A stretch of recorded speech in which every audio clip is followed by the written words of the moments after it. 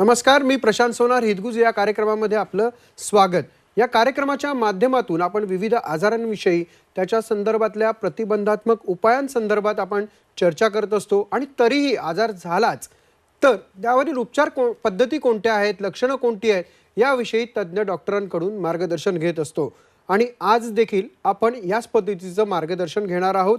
अर्भक आणि लहान मुलांमधील हायड्रोनेफ्रोसिस, सुजलेली मूत्रपिंड, या विषयावर मार्गदर्शन घेणार आहोत डॉक्टर गीता केकरे यांच्याकडनं. मॅडम, कार्यक्रमामध्ये आपलं स्वागत. थँक्यू. नमस्कार. डॉक्टर गीता केकरे यांच्याकडनं ही माहिती घेत असताना आपण त्यांच्या संदर्भात आधी माहिती जाणून घेऊयात. डॉक्टर गीता या बालरोग शल्यचिकित्सक असून या क्षेत्रातील 14 वर्षांचा त्यांना अनुभव आहे. त्या बालरोग, मिनिमल ॲक्सेस आणि रोबोटिक शस्त्रक्रिया यामधील तज्ज्ञ देखील आहेत. त्यांनी मुंबईमध्ये लोकमान्य टिळक हॉस्पिटलमधून बालरोग शस्त्रक्रियेमध्ये MCH मिळवलेला आहे. त्यांना children hospital of Philadelphia USA आणि nation wide children's hospital USA मध्ये मिनिमल ॲक्सेस शस्त्रक्रियेचं प्रशिक्षण घेतल्याबद्दल world federation of association of paediatric surgeon ही शिष्यवृत्ती प्रदान करण्यात आली आहे. त्यांनी कोमर चिल्ड्रन हॉस्पिटल शिकागो USA येथून बालरोग रोबोटिक शस्त्रक्रियेचं प्रशिक्षण पूर्ण केलं आहे. त्यांनी रुबी हॉल क्लिनिक पुणे येथे अर्भक आणि मुलांसाठी विविध प्रकारच्या मिनिमल ॲक्सेस तसंच रोबोटिक शस्त्रक्रिया केलेल्या आहेत. त्यात 2 महिने वयाच्या अभ्रकापासून त्या समावेश आहे. डॉक्टर, एकंदरीतच हा थोडासा लहान मुलांचा विषय आहे, त्यामुळे थोडासा क्लिष्ट असतो. त्या मुलाला समजत नसतं किंवा एकदम अजांट असं ते एक सजीव असतं. तर ह्या संदर्भात जाणून घ्यायचं की मुळात हायड्रोनेफ्रोसिस याचा अर्थ काय? तर हायड्रोनेफ्रोसिस जेव्हा आपण सामान्य भाषेत समजवायचा प्रयत्न करतो तर आम्ही सांगतो की किडनीला सूज आलेली आहे. पण नेमकं ही सूज काय हे समजून घेण्यासाठी आपण एक चित्राची मदत घेऊया. तर इथे तुम्ही बघू शकता की जसं तुम्हाला माहिती आहे आपल्याला 2 किडनी असतात आणि त्या किडनीच्या मासमध्ये लघवी म्हणजे युरिन तयार होतं.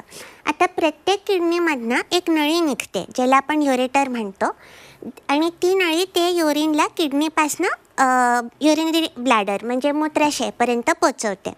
आता जिकडे हे युरेटर ते किडनीला जोडतं ती जागा आपण रिनल पेल्विस म्हणतो. आणि हायड्रोनेफ्रोसिसचा अर्थ हेच असतं की ती जागा फुगलेली असते. आता तुम्ही किडनी समजा ओपन करून बघितलं तर ती जी पेल्विस आहे किंवा ते युरेटरचा जो पार्ट आहे त्याचे खूप छोटे ब्रँचेस निघतात जे त्या किडनीच्या मासच्या आतपर्यंत पोचून त्या युरिनला कलेक्ट करून ते ब्लॅडरपर्यंत पोचवतं. तर जेव्हा ही पूर्ण सिस्टम, ह्याला आपण कलेक्टिंग सिस्टम म्हणतो, तर ती पूर्ण सिस्टम फुगून जाते कारण त्याच्यात येणारं जे युरिन किंवा लघवी आहे ती पूर्णपणे क्लिअर होऊ नाही शकत. तर तेव्हा ते फुगून जातं आणि त्यामुळे त्या किडनीच्या मासवरती प्रेशर येतं आणि ह्याच गोष्टीला आपण हायड्रोनेफ्रोसिस म्हणतो किंवा साधारण भाषेत समजवण्यासाठी आपण म्हणतो की किडनी सुजलेली आहे. बरोबर. पण मुळात गर्भात असलेल्या बाळाची मूत्रपिंड ही सुजतात का? कशामुळे सुजतात? तर आजकाल आपण आधुनिक वैद्यकीय तंत्रज्ञानामुळे आपण गर्भात असलेल्या मुलाची किडनी आपण व्यवस्थित बघू शकतो. आणि जसं तुम्ही इथे बघता ते तर जे हायड्रोनेफ्रोसिस आहे इट कॅन बी म्हणजे वेगळे ग्रेड्स असतात. आता हे का होतं हे आपण बघूया. पहिला प्रॉब्लेम असं असू शकतं की किडनीतनं युरिन उतरण्यासाठी प्रॉब्लेम आहे. सो फॉर एक्झाम्पल जिकडे युरेटर किडनीला जोडतं तिथे कुठला अडथळा असेल तर मग ती युरिन त्या कलेक्टिंग सिस्टममध्येच ती जमा होते, साठते तिकडे आणि त्यामुळे ती किडनी फुगून जाते. तर त्यालाच आपण पेल्वी युरेट्रिक जंक्शन ऑब्स्ट्रक्शन किंवा PUJO आपण असं बोलतो. दुसरा पॉईंट असू शकतो की किडनीमधनं युरिन युरेटरमध्ये येतं आहे पण युरेटरमधून युरिनरी ब्लॅडर किंवा मूत्राशयामध्ये पोचायला त्याला काही अडथळा आहे. तर यातच ते युरिन ब्लॅडरमध्ये पोचून तो परत किडनीच्याकडे जातो आहे आणि म्हणून इफेक्टिवली किडनीमधनं ते युरिन क्लिअर होत नाही आहे किंवा तिथे अडथळा आहे की ते युरेटरमधनं ते मूत्राशयामध्ये पोचू नाही शकत. तर इथे आपण पूर्ण युरेटर आणि किडनी दोन्ही फुगलेले आपल्याला दिसतं. तर हे 2 कंडिशन्स असतात. हे तर वेसायको युरेट्रिक रिफ्लक्स VUR म्हणतो. साधारण भाषेत सांगायचं म्हणजे मूत्राशयामधनं युरिन रिव्हर्स जाते किडनीकडे किंवा युरेट्रोवेसायकल जंक्शन ऑब्स्ट्रक्शन अर्थात जिकडे युरेटर मूत्राशयाशी जोडतं तिकडे एक अडथळा आहे, ज्याच्यामुळे युरिन उतरू नाही शकत आणि आपल्याला ते पूर्ण सिस्टम फुगलेली मिळते. आता जसं आपल्याला युरेटर जिकडे मूत्राशयाला जोडतं तिथे अडथळा भेटला आहे, तसंच आपल्याला जिकडे युरिन शरीरातनं बाहेर निघतं आहे तिथे आपल्याला अडथळा मिळते. आणि मग तुम्हाला ते लक्षातच येईल की त्या अडथळ्याच्या अलीकडे सगळंच सुजेल. म्हणजे त्याच्यामध्ये आपल्याला मूत्राशयामध्ये पण चेंजेस मिळतात, युरेटरमध्ये पण चेंजेस मिळतात आणि शेवटी किडनीमध्ये पण चेंजेस मिळतात. तर ह्याला आपण ब्लॅडर आउटलेट ऑब्स्ट्रक्शन म्हणतो. आता ह्यापैकी कुठलाही विकार त्या गर्भातील शिशूमध्ये असलं तर त्याचे किडनीज आपल्याला सोनोग्राफीवरती सुजलेले दिसतील. परंतु फक्त काही मुलांमध्ये हे विकार असतात. जास्ती करून मुलांमध्ये किडनी सुजण्याची चा जो कारण आहे तो फारच सोपा आहे की गर्भात असताना शिशूचा जो ग्रोथ रेट असतो तो खूपच जास्त असतो, फारच रॅपिड ग्रोथ होत असतं आणि त्याचप्रमाणे त्याचं युरिन प्रोडक्शन जसे ते आठवडे जातात तसं त्याचे युरिन प्रोडक्शन एकदम वाढायला लागतं. तर त्या छोट्याशा किडनीमधनं एवढं युरिन फ्लो होतं आहे, त्यामुळे ती किडनी जरा सुजलेली दिसू शकते. तर जे माइल्डर केसेस आहे गर्भात असताना जे कमी सूज आपल्याला दिसते, खूप वेळा त्यांना काही विकार नसतो, परंतु आपण सगळे चाचण्या करून घेतो हे कन्फर्म करायला की त्या मुलाला ह्यापैकी कुठलेही विकार नाही आहे. डॉक्टर, पण हायड्रोनेफ्रोसिस असलेल्या मुलांमध्ये कोणती लक्षणं आढळतात? हे खूप चांगला प्रश्न विचारला तुम्ही, कारण हायड्रोनेफ्रोसिस आजकाल आपण तेव्हा डिटेक्ट करतो जेव्हा कुठलेही सिम्पटम्स नसतात बेबीला. तर बरेच वेळा पालकांना काळजी असते की सिम्पटम्स नाही आहे, काही त्रास होत नाही आहे मुलांना, तरी आपल्याला ट्रीटमेंट करावं लागतं आहे. तर ह्याच्यात एक फार मोठी गैरसमजसुद्धा आहे की जेव्हा गर्भात असताना हायड्रोनेफ्रोसिस डिटेक्ट झालेलं असतं तर लोकांची समजूत असते की बाळाने समजा युरिन पास केलं पहिल्या दिवशी तर त्याचा अर्थ आहे की काहीच करायची गरज नाही आहे. पण असं नसतं. हायड्रोनेफ्रोसिसचे लक्षणं असतात, पण ते तेव्हा सुरू होतात जेव्हा ह्या सूजची डॅमेज जी आहे, जे किडनीला अफेक्ट झालेलं आहे ते परमनंट होऊन जातं आणि त्यावेळेस आपण ट्रीटमेंटनी ते रिव्हर्स नाही करू शकत. तर त्या केसेसमध्ये मुलांना पोटात दुखणं, केव्हा परत युरिनमध्ये इन्फेक्शन होणं, केव्हा त्यांना फुलब्लोन किडनी फेलियरचे लक्षणं येणार, म्हणजे त्यांचं वजन वाढत नाही, हाईट वाढत नाही, त्यांना ते लवकर थकतात, खेळत नाही इतर मुलांशी, तर ती सिच्युएशन पण येऊ शकते. पण आजच्या काळात ती सिच्युएशन तेव्हा येते जेव्हा आपलं ट्रीटमेंट एवढं डिले झालेलं आहे की किडनीला डॅमेज ऑलरेडी परमनंट झालेली आहे. सो जे मुलं आजच्या काळात हायड्रोनेफ्रोसिसची ट्रीटमेंट घेतात त्यापैकी जास्ती करून मुलांना काहीच लक्षणं नसतात. त्यांच्या शरीरामध्ये काही डॅमेज होण्याच्या अगोदरच ती जे विकार आहे त्याला करेक्ट केलं जातं आणि त्या मुलाला एकदम नॉर्मल लाईफ म्हणजे पुढे जगता येतं. पण मग उपचार करणं हे आवश्यक आहे मात्र, असं म्हणायला हरकत नाही? हो, उपचार करणं आवश्यक आहे आणि हे ह्याच्यासाठी आवश्यक आहे की आपण समजा हायड्रोनेफ्रोसिसला इग्नोर केलं तर ते slowly over a period of time त्या किडनीला डॅमेज करणार. समजा दोन्ही साईडची किडनी आहे तर दोन्ही किडनी डॅमेज होतील. समजा एका साईडची किडनी आहे तर ती डॅमेज होऊन जाईल, परंतु दुसरी किडनी व्यवस्थित असल्यामुळे लक्षणं येत नाही. लक्षणं तेव्हा येतील जेव्हा दुसऱ्या साईडमध्ये काही छोटा विकार आला, एक इन्फेक्शन आलं, एक ताप आला आणि त्याच्यामध्ये पूर्ण किडनी फेलियरचे फीचर्स येऊन जातात पेशंटमध्ये. तर मग हे उपचार करणं आणि वेळेवर करणं ह्याच्यासाठी महत्त्वाचं आहे की आपण समजा हे हायड्रोनेफ्रोसिसचं कारण आपण काढलं तर ती किडनी रिकवर होऊ शकते, खासकर ग्रोईंग एजमध्ये म्हणजे लहान मुलांमध्ये. तर आपण वेळेवरती ट्रीटमेंट केली तर the child can have 2 normal kidneys for the rest of his or her life. साधारणपणे पालकांना थोडंसं उत्सुकता असते किंवा जाणून घेणं गरजेचं असतं की आपल्या मुलाच्या ह्या आजारासंदर्भात कोणत्या चाचण्या असतात, मग त्या कोणत्या असतात? करेक्ट.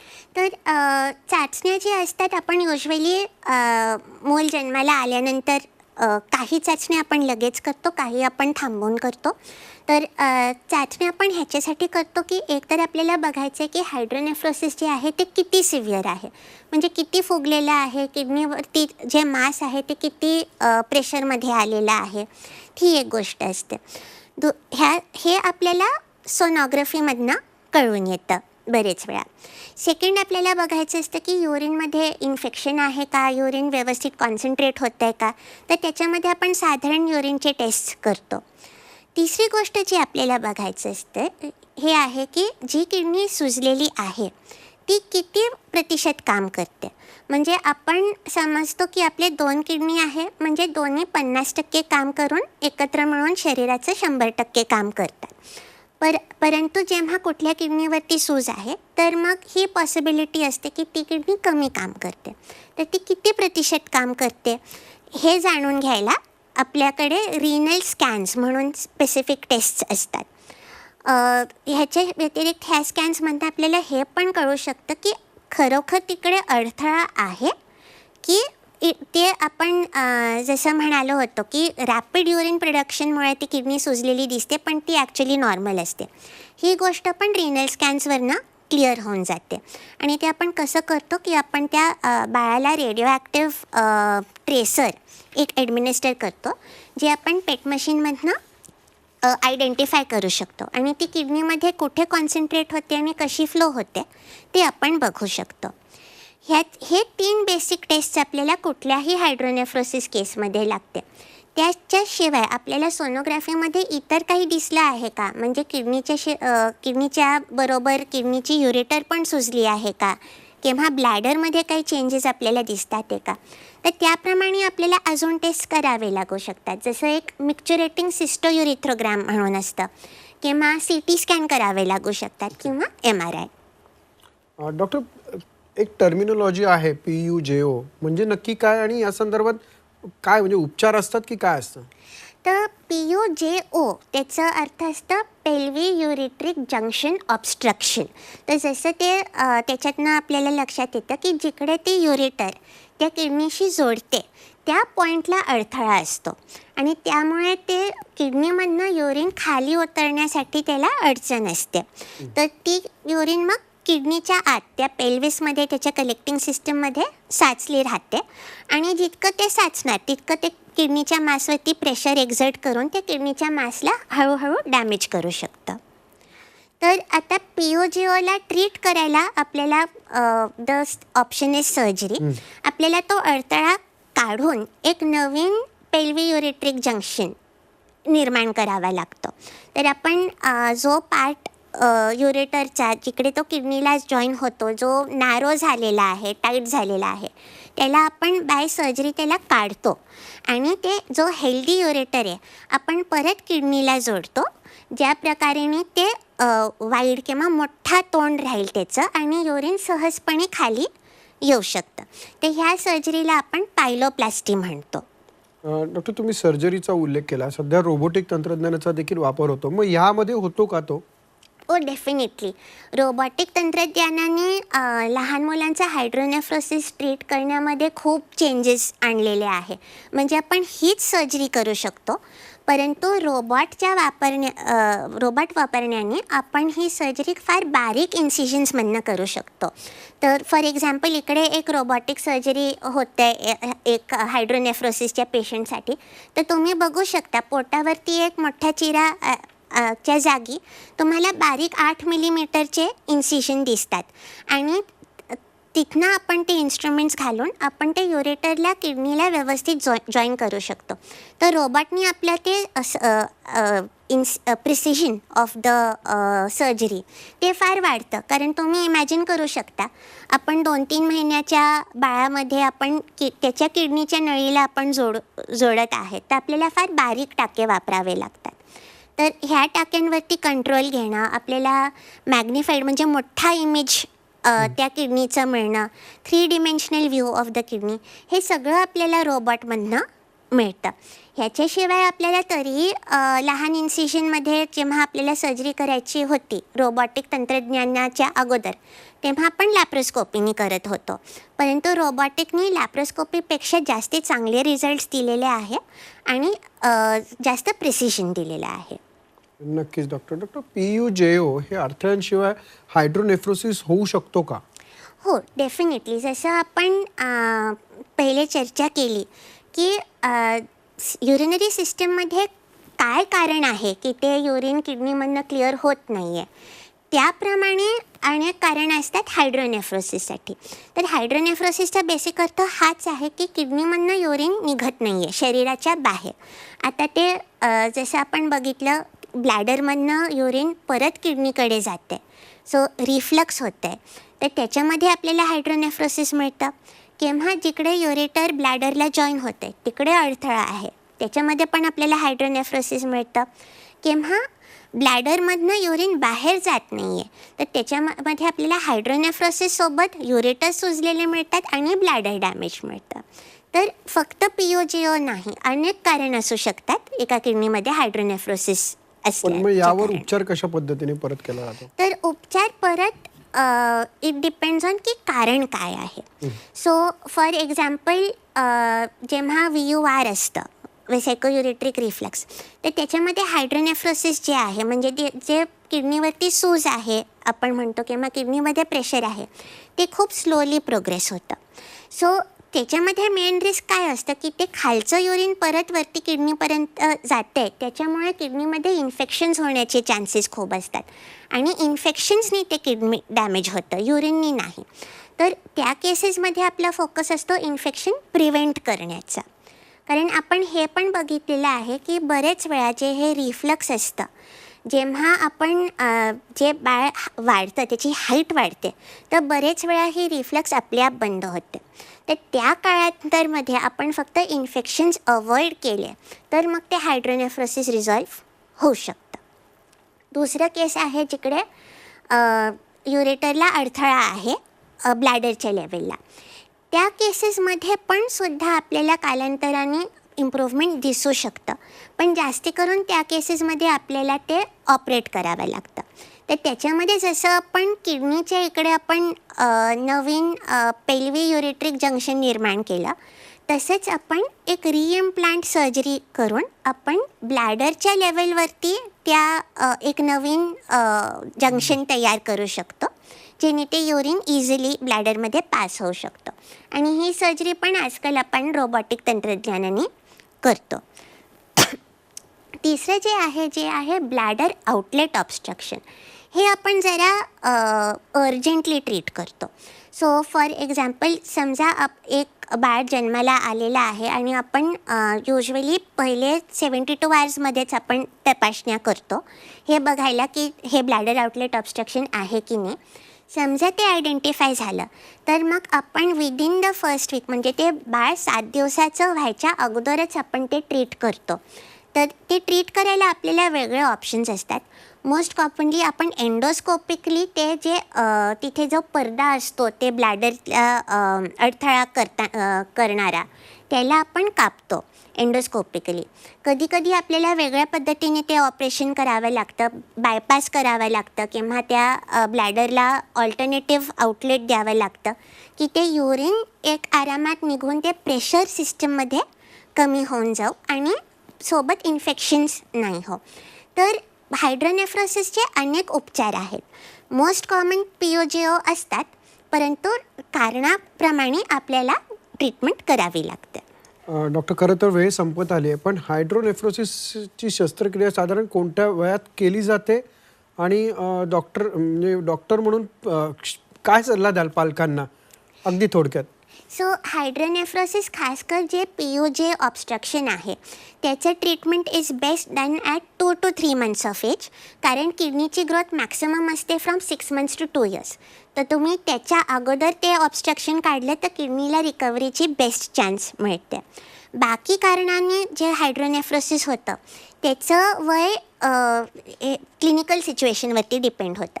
जनरल प्रिन्सिपल सांगायचं असेल तर रिफ्लक्स आणि ऑब्स्ट्रक्शनमध्ये आपण थोडं मोठ्या मुलांमध्ये करतो. So beyond 1 year typically 4 to 5 years. आणि जे ब्लॅडर आउटलेट ऑब्स्ट्रक्शन असतात ते आपण अगदी नवजात शिशूमध्ये ट्रीट करतो. नक्कीच. आणि पालकांसाठी काय सल्ला द्याल? पालकांसाठी सल्ला हा आहे की आजच्या काळात हायड्रोनेफ्रोसिसला घाबरण्याची काही गरज नाही आहे. आपल्याकडे चांगले ट्रीटमेंट उपलब्ध आहे. फक्त तुम्हाला जे सल्ला दिलेले आहेत तुमच्या डॉक्टरांनी ते व्यवस्थित फॉलो करा. आणि ह्या गैरसमजमध्ये नका राहू की बाळाने युरिन पास केली तर मग काही करायची गरज नाही आहे. वेळेवर त्याची चाचण्या आणि ट्रीटमेंट व्हायला पाहिजे.